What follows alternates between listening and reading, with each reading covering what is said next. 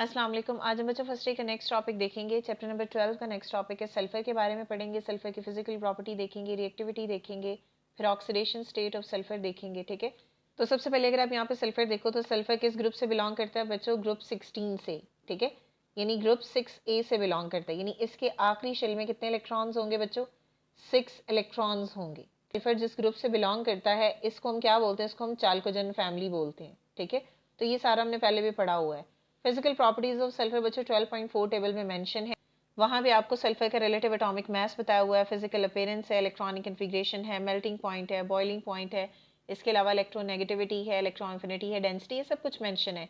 तो आपने physical property table से याद कर लेनी है। ठीक है, अब हम देखते हैं रिएक्टिविटी ऑफ सल्फर। तो सल्फर के अगर आप बच्चों देखो ना, आखिरी शेल में 6 इलेक्ट्रॉन। अब ऑब्वियसली बात है, इसको अगर अपना ऑक्टेट कंप्लीट करना है तो इसको 2 बॉन्ड बनाने हैं ना, लेकिन जो सल्फर है वो डबल बॉन्ड नहीं बनाता। देखो, जैसे फॉर एग्जांपल अगर मैं आपको यहाँ पे बताऊँ ना, सल्फर भी उसी फैमिली से बिलोंग करता है जिस फैमिली से ऑक्सीजन बिलोंग करता है। अगर आप यहाँ पे देखो तो ऑक्सीजन में डबल बॉन्ड बनता है, ऊपर वाला बॉन्ड बनता है पाई और नीचे वाला होता है सिग्मा बॉन्ड। अब ये जो पाई बॉन्ड है ये पी ऑर्बिटल की ओवरलैपिंग से बनता है। ऐसे ही है, पी ऑर्बिटल जो है वो ओवरलैप करेंगे तब पाई बॉन्ड बनता है। अब अगर आप रिएक्टिविटी ऑफ सल्फर देखो तो सल्फर क्या करेगा? सल्फर यूजुअली क्या करता है बच्चों? सल्फर यूजुअली फॉर्म कौन सा बॉन्ड बनाएगा? Single bond. ठीक है, ये वाला सल्फर जो है वो यूजुअली कौन सा बॉन्ड बनाता है? सिंगल बॉन्ड जो है ये बनाता है। इसका रीजन क्या है? सल्फर का एटम जो है ना वो ऑक्सीजन से कंपैरेटिवली ज्यादा बड़ा होता है। जब सल्फर का एटम ज्यादा बड़ा होगा तो उसमें पी ऑर्बिटल एक दूसरे से बहुत दूर दूर होंगे। ठीक है, जैसे फॉर एग्जांपल यहाँ पे एक सल्फर ये है, एक सल्फर ये है। अब एक पी ऑर्बिटल यहाँ पे ये पड़ा हुआ है, एक पी ऑर्बिटल जो है वो यहाँ पे ये पड़ा हुआ है। तो ये एक दूसरे से इतने दूर होते हैं ना कि इनके दरमियान में बच्चों यहाँ पे पाई बॉन्ड बनता ही नहीं है। इसमें क्या होगा? पुअर ओवरलैपिंग होगी। किसकी? Poor overlapping of P orbital, यानी पी ऑर्बिटल की पुअर ओवरलैपिंग होगी। तो जब सल्फर में पी ऑर्बिटल की पुअर ओवरलैपिंग होगी तो it means that pi bond बनेगा ही नहीं। यही वजह होती है कि सल्फर अपने सल्फर एटम के साथ जो है वो सिंगल बॉन्ड ही बनाता है। सल्फर का अगर आप फार्मूला देखो ना तो S8 है, यानी इसमें 8 सल्फर होंगे। अब वो सल्फर कैसे अटैच होंगे? यहाँ पे देखो, हमारे पास यहाँ पे बच्चों इस तरह का स्ट्रक्चर होता है। ये एक सल्फर, ये दूसरा, सॉरी यहाँ पे सल्फर है, उसके बाद ये तीसरा, ये चौथा और ये पांचवा। ठीक है, उसके बाद यहाँ पे क्या होगा? इसके नीचे यहाँ पे ये छठा, उसके बाद ये सातवां, उसके बाद ये क्या होगा? आठवां, और ये बॉन्ड इससे जुड़ जाएगा। ठीक है, इसको बोलते हैं, ये है क्राउन मॉलिक्यूल। जैसे होता है ना ताज, वैसा स्ट्रक्चर इसका जो है वो बन जाता है। और इसका नाम क्या होगा? अगर आप इसका नाम देखो तो इसका नाम क्या होगा? इसको बोलेंगे हम साइक्लो ऑक्टा सल्फर। ठीक है, साइक्लो ऑक्टा सल्फर, यानी साइकिल की फॉर्म में है और 8 इसमें सल्फर हैं। क्लियर हो गया? ये जो किसी भी एटम का अपने जैसे एटम के साथ मिलना, इस प्रोसीजर को हम क्या बोलते हैं बच्चों? ये है कैटिनेशन। इसको दोबारा देख लेते हैं, कैमरा बंद हो गया था। तो ऑक्सीडेशन स्टेट ऑफ सल्फर में जो सल्फर की ऑक्सीडेशन स्टेट है वो वेरी करती है -2 से लेकर +6 तक। ठीक है, तो यहाँ पे एग्जांपल हमने लिखी है सोडियम सल्फाइड की। सोडियम का ऑक्सीडेशन नंबर +1 होता है, तो ऑब्वियसली बात है 2 सोडियम है, 2 को 1 से मल्टीप्लाई करेंगे 2 आ जाएगा, सल्फर पे -2 आ जाएगा। जीरो ऑक्सीडेशन स्टेट होगी S8 की। +2 और -2 सेम ही होती है, फर्क ये होता है कि सल्फर के साथ इलेक्ट्रोपॉजिटिव एलिमेंट है या इलेक्ट्रोनेगेटिव एलिमेंट है। अब यहाँ पे सल्फर के साथ इलेक्ट्रोपॉजिटिव एलिमेंट है तो सल्फर का ऑक्सीडेशन स्टेट -2 होगा। अगर इलेक्ट्रोनेगेटिव एलिमेंट होगा तो सल्फर का ऑक्सीडेशन स्टेट फिर +2 आ जाएगा, जैसे SCl2 है। ठीक है, इसी तरह अगर आप 4 ऑक्सीडेशन स्टेट देखो तो सल्फर डाइऑक्साइड की है, बिकॉज ऑक्सीजन की ऑक्सीडेशन स्टेट कितनी होती है? -2 को 2 से मल्टीप्लाई करो 4 आ जाएगा। ऑक्सीजन -4 होगा तो फिर सल्फर क्या हो जाएगा? +4 हो जाएगा। ऑपोजिट होना है ना उससे। इसी तरह +6 ऑक्सीडेशन स्टेट है सल्फर की SO3 में। अब यहाँ पे क्या होगा कि सल्फर ऑक्सीजन -2 होगा, -2 को 3 से मल्टीप्लाई करो 6 हो जाएगा, -6 ऑक्सीजन का और +6 सल्फर का आ जाएगा। ठीक है, अब ये जो ऑक्सीडेशन स्टेट में वेरिएशन होती है वो किस वजह से होती है? वो इसमें अनपेयर्ड इलेक्ट्रॉन की वजह से होती है। ठीक है, जितने अनपेयर्ड इलेक्ट्रॉन पड़े होंगे वही ऑक्सीडेशन स्टेट वो एटम शो करेगा। अब यहाँ पे मैंने ऑक्सीजन का एटॉमिक नंबर लिखा हुआ है 8 और इसकी इलेक्ट्रॉनिक कन्फिग्रेशन लिखी है। यहाँ पे सल्फर का ऑक्सीडेशन नंबर लिखा हुआ है और यहाँ पे सल्फर का एटॉमिक नंबर है 16 और ये उसकी इलेक्ट्रॉनिक कन्फिग्रेशन है। ठीक है, अब S सब शेल है, ये केस शेल में होता है। ठीक है, केस शेल में एक ही सब शेल होगा और वो S है। के शेल के बाद अब आपने पढ़ा हुआ है कि के शेल में एक सब शेल होता है S, L में 2 सब शेल होते हैं S और P, M में 3 सब शेल होते हैं S P D, और N में 4 सब शेल होते हैं S P D N F। अब ऑक्सीजन के केस में जो L शेल है उसमें सिर्फ 2 ही सब शेल हैं, S और P, इसमें D नहीं है। तो जब D सब शेल ही नहीं होगा तो इट मीन्स दैट इलेक्ट्रॉन जो है वो एक्साइटेड स्टेट में जाएंगे भी नहीं। क्लियर?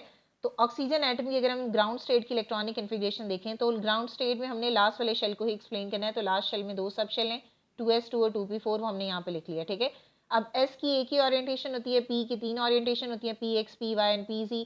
इसी तरह जो d ऑर्बिटल है उसकी 5 ओरिएंटेशन होती है, f ऑर्बिटल की 7 ओरिएंटेशन होती है। ठीक है, तो यहाँ पे अब ये जो s है इसमें 2 इलेक्ट्रॉन आ जाएंगे, p में कितने हैं, 4 इलेक्ट्रॉन। पहले आप तीनों में एक एक इलेक्ट्रॉन फिल कर लो, फिर चौथा इलेक्ट्रॉन फर्स्ट वाले में आ जाएगा। ठीक है, इसमें यहाँ से इलेक्ट्रॉन जो है वो एक्साइट नहीं करेगा। क्यों? क्योंकि आगे कोई डी ऑर्बिटल प्रेजेंट ही नहीं है, क्योंकि एल शेल में डी ऑर्बिटल होता ही नहीं है। ठीक है, तो no D orbital in second shell, तो means no excitation of electron, electron जो है वो एक्साइट नहीं करेगा। अब उसके बाद सेकंड एग्जांपल है बच्चों सल्फर की। सल्फर एटम की अगर आप ग्राउंड स्टेट देखो तो 3s2 और 3p4 है, बिकॉज यहाँ पे देखो तो ये इलेक्ट्रॉनिक कन्फिग्रेशन है सल्फर की।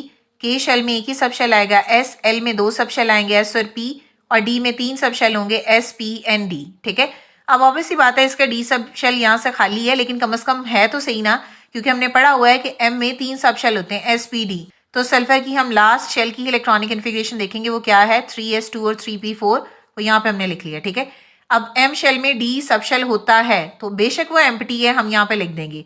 अब डी सब शेल की ओरिएंटेशन कितनी होती है बच्चों, 5। ठीक है, अब एस में 2 इलेक्ट्रॉन है, वो 2 इलेक्ट्रॉन हमने यहाँ पे लिख लिए। पी में कितने इलेक्ट्रॉन है, 4, तो पहले आप एक एक करके तीनों फिल कर दो, चौथा इलेक्ट्रॉन यहाँ पे आ जाएगा। अब ये है ग्राउंड स्टेट। ग्राउंड स्टेट में अगर आप देखो हमारे पास कितने इलेक्ट्रॉन है, 2 अनपेयर्ड इलेक्ट्रॉन है। अगर 2 अनपेयर्ड इलेक्ट्रॉन है तो ऑक्सीडेशन नंबर भी इसका क्या होगा, +2 होगा। ठीक है, तो +2 ऑक्सीडेशन स्टेट है ड्यू टू 2 अनपेयर्ड इलेक्ट्रॉन। ठीक है, अब अगर आप नेक्स्ट देखो sulphur atom in first excited state, यानी यहां से एक इलेक्ट्रॉन जो है वो एक्साइट करके 3d में चला जाएगा। ठीक है, तो अब आप यहाँ पे दोबारा से शेल्स देख लो। ठीक है, तो ये क्या है 3s, ये क्या है 3p, और ये क्या है 3d। क्लियर? तो यहाँ वाला s वाला ऐसे ही रहेगा अभी। अब यहाँ पे क्या होगा कि एक इलेक्ट्रॉन यहाँ से यहाँ चला जाएगा, तो ये इधर आ जाएगा। ठीक है, तो यहाँ से एक इलेक्ट्रॉन इधर चला जाएगा। अब आप देखो टोटल आपके पास कितने इलेक्ट्रॉन हो गए अनपेयर्ड, 4। तो यहाँ पे कितने इलेक्ट्रॉन है, 4 अनपेयर्ड यहाँ पे इलेक्ट्रॉन है। तो इस केस में सल्फर का ऑक्सीडेशन स्टेट क्या होगा, +4। नेक्स्ट देखो बच्चों, अगेन आप यहाँ पे जो है वो सब शेल पहले बना लो। ठीक है, अब यहाँ पे ये क्या है 3s, यहाँ पे ये क्या है 3p, और यहाँ पे ये क्या है 3d। अब क्या होगा कि यहाँ पे तो ऑलरेडी अनपेयर्ड इलेक्ट्रॉन ऐसे ही हैं, यहाँ पे अब पेयर्ड अप है। इसका मतलब है कि यहाँ से एक इलेक्ट्रॉन निकल के अब इधर चला जाएगा, तो यहाँ पे भी एक रह जाएगा और यहाँ पे भी एक रह जाएगा। अब आप काउंट करो यहाँ पे टोटल कितने इलेक्ट्रॉन अनपेयर्ड है, यहाँ पे टोटल 6 अनपेयर्ड इलेक्ट्रॉन है। तो इसका मतलब है इस केस में जो ऑक्सीडेशन स्टेट होगी वो कितनी होगी, +6। ठीक है, तो +6 ऑक्सीडेशन स्टेट होगी ड्यू टू 6 अनपेयर्ड इलेक्ट्रॉन। तो ये हमने सल्फर की ग्राउंड स्टेट और एक्साइटेड स्टेट में इलेक्ट्रॉनिक कन्फिग्रेशन को देखा है। नेक्स्ट है stability of oxidation state of sulphur. अब अगर आप सल्फर को देखो तो सल्फर की ऑक्सीडेशन स्टेट देखो -2 से 6 पे वेरी करती है। ठीक है, तो कितनी ज्यादा ऑक्सीडेशन स्टेट में वेरिएशन है, तो इसकी जो स्टेबिलिटी है वो इन्फ्लुएंस्ड होगी इन फैक्टर्स पे, यानी इन फैक्टर्स पे बेस करेगी कि पीएच कितनी है, टेम्परेचर कितना है, नेचर ऑफ कंपाउंड कौन सा है, केमिकल एनवायरनमेंट क्या है।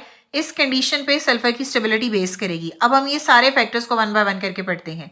ठीक है, फॉर एग्जाम्पल बच्चों, जनरली आप अगर पीएच देखो, जनरली अंडर एसिडिक कंडीशन में रिड्यूस फॉर्म जो है वो ज्यादा स्टेबल होती है। ठीक है, एसिडिक कंडीशन में रिड्यूस फॉर्म जो है वो ज्यादा स्टेबल होगी। अब रिड्यूस फॉर्म कौन सी होगी बच्चों, H2S। ठीक है, इस केस में जो सल्फर का ऑक्सीडेशन, अब ये है +1 और ये है, अब +1 है तो 2 हाइड्रोजन है तो ये +2 हो जाएगा और ये -2 हो जाएगा। अब 0 से -2 है। ठीक है, 0 से क्या है, -2 है, और -2 का मतलब क्या होता है बच्चों, गेन ऑफ इलेक्ट्रॉन।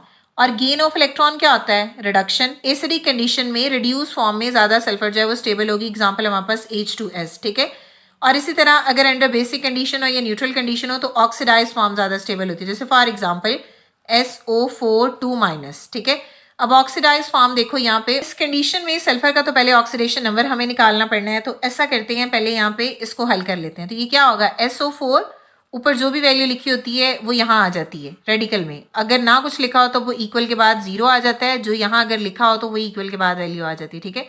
तो सल्फर +4, ऑक्सीजन का -2 आ जाएगा और यहाँ पे 2-, ठीक है। सल्फर और यहाँ पे क्या आ जाएगा, 4 2s are -8 और यहाँ पे 2-, ये माइनस इधर चला जाएगा तो +8, रिमूव करो तो कितना आ जाएगा, +6 हो जाएगा, ठीक है। यानी यहाँ पे जो सल्फर का ऑक्सीडेशन नंबर है वो कितना है, +6, क्लियर। यानी 0 से वो किस में आया है, प्लस में। और प्लस का मतलब क्या होता है बच्चों, लॉस ऑफ इलेक्ट्रॉन। और ये लॉस ऑफ इलेक्ट्रॉन क्या आती है बच्चों, ऑक्सीडेशन, क्लियर। तो अंडर बेसिक या न्यूट्रल कंडीशन में ऑक्सीडाइज फॉर्म ज्यादा स्टेबल होती है और एग्जांपल है हमारे पास SO4 2-। थर्मोडायनेमिक्स और काइनेटिक्स, ठीक है।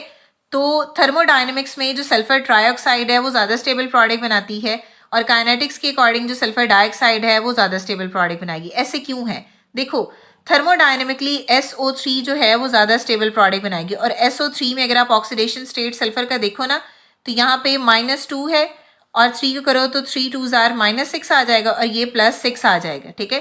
थर्मोडायनेमिकली ये मोर स्टेबल है लेकिन ये इजीली बनती नहीं है, ये प्रॉब्लम है, क्लियर। बट जो सल्फर डाइऑक्साइड है यहाँ पे -2 2 और 2 4 हो गए तो ये कितना आ जाएगा बच्चों, +4 हो जाएगा। बट काइनेटिकली जो सल्फर डाइऑक्साइड है वो ज्यादा फ्रीक्वेंटली बनती है, ज्यादा जल्दी बन जाती है और ये काइनेटिकली ज्यादा स्टेबल है। इसके बाद बच्चों जो नेचर ऑफ कंपाउंड है ना, नेचर ऑफ कंपाउंड में जो सल्फर की स्टेबिलिटी है वो इस बात पे डिपेंड करती है कि सल्फर किसके साथ बॉन्ड बना रहा है, क्लियर। अगर आप एसिडिक कंडीशन में देखो, एसिडिक कंडीशन में हमने क्या कहा था कि जो SO4 2- है वो काइनेटिकली ज्यादा स्टेबल है। क्या है, काइनेटिकली मोर स्टेबल है। स्टेबल क्यों है, क्योंकि इसमें सल्फर और जो ऑक्सीजन का बॉन्ड है वो क्या है बच्चों, ये वाला जो बॉन्ड है ये क्या है, ये स्ट्रॉन्ग है, क्लियर। तो यहाँ पे क्या है, नेचर ऑफ द कंपाउंड में सल्फर की स्टेबिलिटी इस चीज पे डिपेंड करती है कि सल्फर ने किसके साथ बॉन्ड बनाया हुआ है। अब अगर आप एसिडिक कंडीशन प्रोवाइड करोगे तो एसिडिक कंडीशन में सल्फेट आयन जो है वो काइनेटिकली ज्यादा स्टेबल होते हैं। क्यों ज्यादा स्टेबल होते हैं, क्योंकि सल्फर एंड ऑक्सीजन के दरमियान ये जो बॉन्ड है ये ज्यादा स्ट्रॉन्ग होता है। कैटलिस्ट क्या करेगा, एनहांस कर देगा rate of formation of specific oxidation state.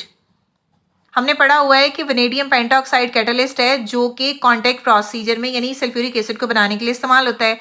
और सल्फ्यूरिक एसिड किससे बनती है, सल्फर ट्राइऑक्साइड से, ठीक है। तो वनेडियम पेंटाऑक्साइड कांटेक्ट प्रोसेस में इंक्रीज कर देगा rate of formation of sulphur trioxide. Contact procedure क्या होता है, सल्फ्यूरिक एसिड का बनना, ठीक है। आई होप कि आपको क्लियर हो गया होगा। अगर स्टिल कोई भी क्वेश्चन है तो आप कमेंट कर सकते हैं। नेक्स्ट वीडियो तक के लिए अल्लाह हाफिज।